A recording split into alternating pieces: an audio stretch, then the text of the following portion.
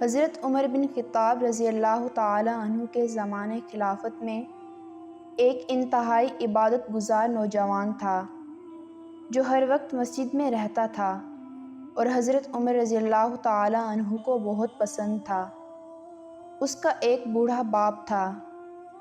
وہ نوجوان عشاء کی نماز پڑھ کر اپنے باپ کے پاس چلا جاتا تھا۔ اس نوجوان کے گھر کا راستہ ایک عورت کے دروازے کے سامنے تھا۔ وہ عورت اس پر فدا ہو گئی اور اس نوجوان کی وجہ سے وہ اس کے راستے میں کھڑی رہتی۔ ایک رات وہ نوجوان اس کے پاس سے گزرا تو وہ عورت اسے بہکانے لگی۔ آخر نوجوان اس کے پیچھے چل پڑا۔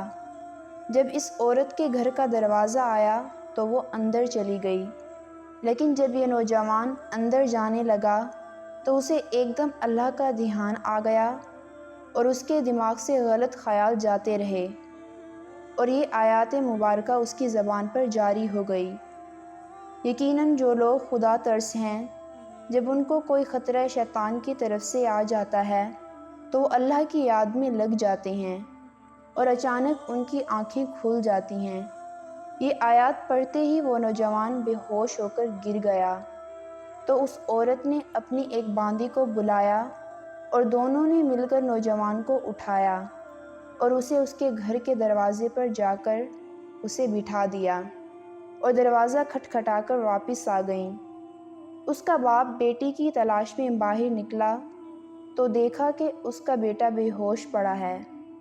باپ نے اسے اٹھا کر اندر سلا دیا۔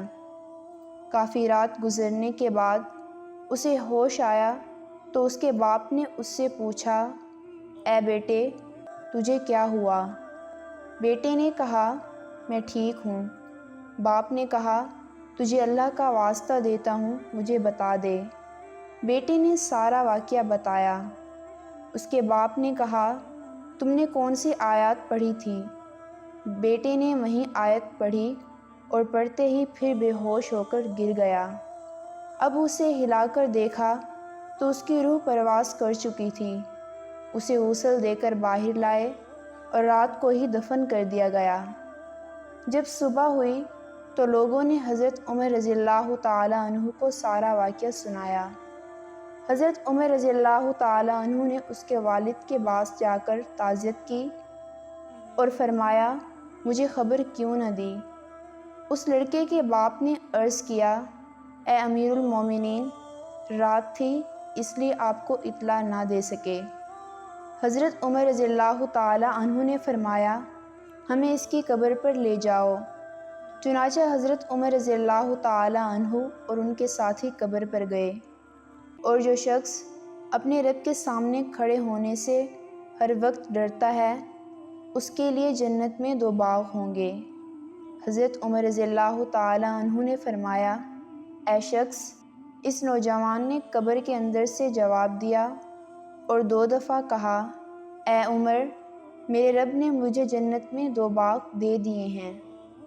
ہمیں اللہ کی عبادت کرنی چاہیے اور اسی کے ذریعے ہم شیطان سے دور رہتے ہیں۔ ہمارے دل میں اللہ کا خوف ہونا چاہیے اور ہر وقت اس سے ڈرتے رہنا چاہیے۔